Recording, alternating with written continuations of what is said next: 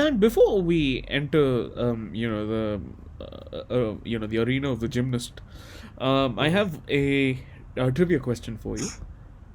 Okay. So, at AEW All Out, the Young Bucks defended the AEW Tag Team Championship against the Lucha Brothers in a steel cage match. What star rating did this match receive from Dave Meltzer of the Wrestling Observer newsletter? Um, so I'm trying to think now because I don't think. So I know how much he obviously enjoyed the second Kenny Omega versus Kazuchika Okada match, and I know that got something ridiculous like 7 stars or whatever. So I maybe didn't go as high as that. I don't know, like 6.5. I don't know.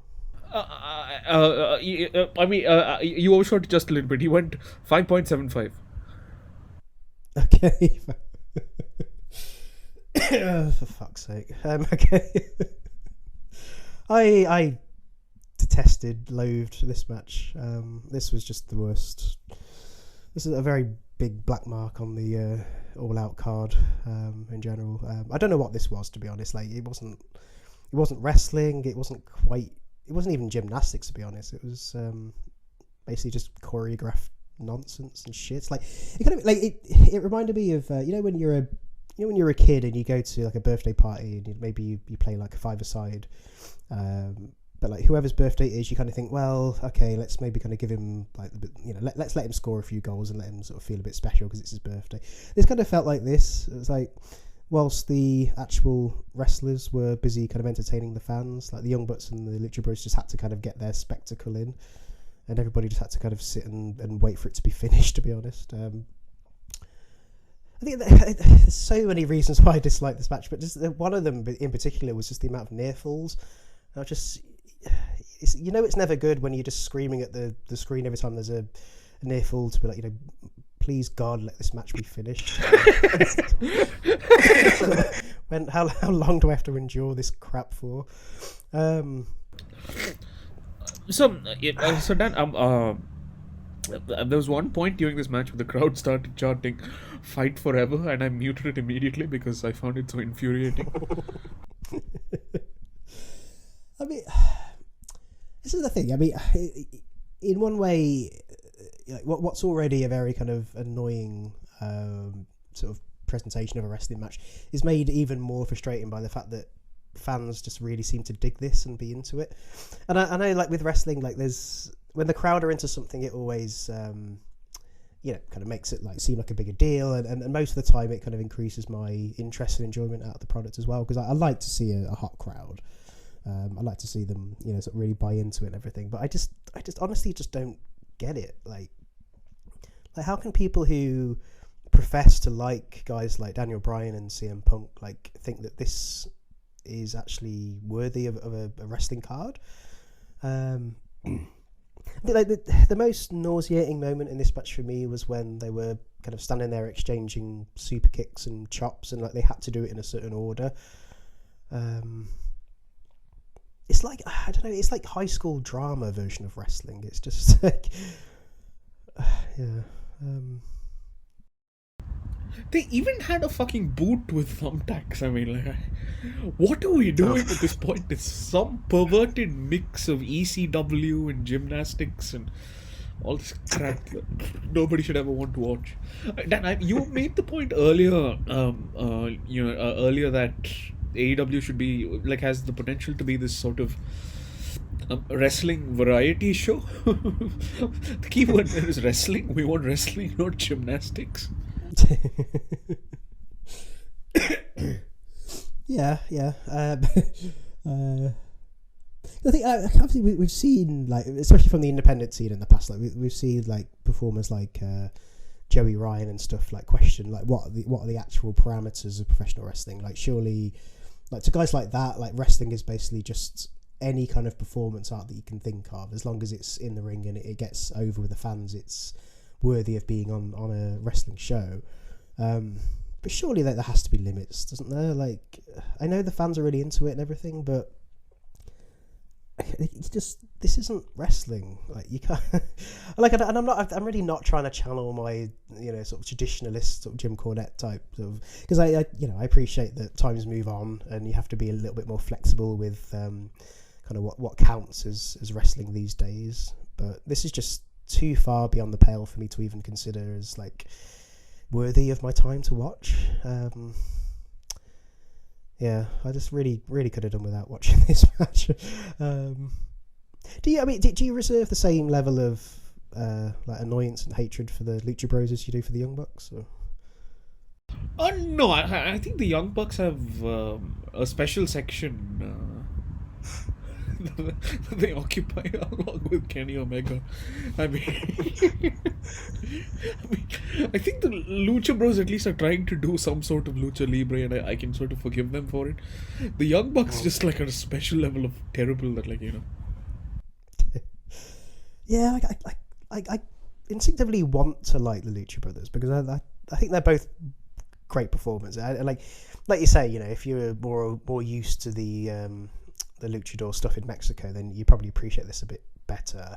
I mean, as a performer, Rey Fenix is absolutely incredible. And like, I suppose to say something nice, I suppose about this match, like if we accept that this isn't wrestling, it's like whatever they are doing, they're obviously very good at it. But it's just not what I want to see from a wrestling show, if that makes sense. Like, they're obviously very good performers, and they'd be very good in like a Circus Delay or gymnastics arena, but just not in a wrestling ring. I did enjoy the Lucha Bros entrance, though. I think that was probably my favourite part of the whole match. Yeah, I mean, that's the only redeeming thing about this match, really. And I think, like, people talk about how sometimes it's difficult to follow a match. Like, if you think back to like WrestleMania 25, it was really difficult for Randy Orton and Triple H to have a good match because they'd witnessed Shawn Michaels versus The Undertaker. But it can also go the other way, where it's very difficult for performers to follow this match because, like, if you kind of throw everything, I mean, this match had like tombstones and super kicks and hurricane ranas and everything, and like, if you just throw that much at a match with so little consequence or payoff, then it's like, guys like CM Punk and Christian and Jericho must have been sitting backstage thinking, like, why even bother following this? Because, like, the fans have seen everything now. They've had it all just shoved down their throats. And like, am I making sense? Like the point I'm making, it's like if you kind of oversaturize it so much, then anything that follows it kind of has to make up some ground, I suppose, to kind of make it, like, bring the audience back into the actual kind of kayfabe of the show, if you know. I mean, it's this sort of, like, as you said, Dan, like, overly choreographed your turn, my turn nonsense, where it's like these guys just take turns doing high spots. It's like it's like, I don't know, it's like having a sugar rush almost, in the sense that, like, it's just too much of dessert or whatever. Like, it's just unedifying after a point. It's like the difference between, like, rock music and jazz. Jazz has this reputation of, like, oh, there's technically no rules to jazz, it's just whatever, like, riffing and freestyle. And like, occasionally you'll get like a decent kind of compelling artist out of jazz, but most of it is just, like, overdone nonsense that doesn't follow any particular narrative or story or anything. I suppose, like, one thing I would say, I'm slightly, I find it slightly easier to watch now that the Bucks are heels, because at least it kind of, gives you a kayfabe reason to kind of boo them, other than, like, all the other reasons to boo them where they were just basically, like, jokers who were trying to destroy wrestling at its core. But yeah, I don't know. I'm kind of happy to see new champions, and I'd like to see Lucha Bros kind of move on from the Young Bucks and feud with some real tag teams now. But yeah, I really had to kind of drag my way back into the show and just sort of forget that it ever happened and sort of quickly move on. Yeah, well, definitely. You needed a palate cleanser after this one. Yeah, absolutely. Do you know, I mean, like, one last thing before we move on, like, Do you like the kind of this sort of the spot monkey like type approach to wrestling? Like, do you think that kind of started in a way?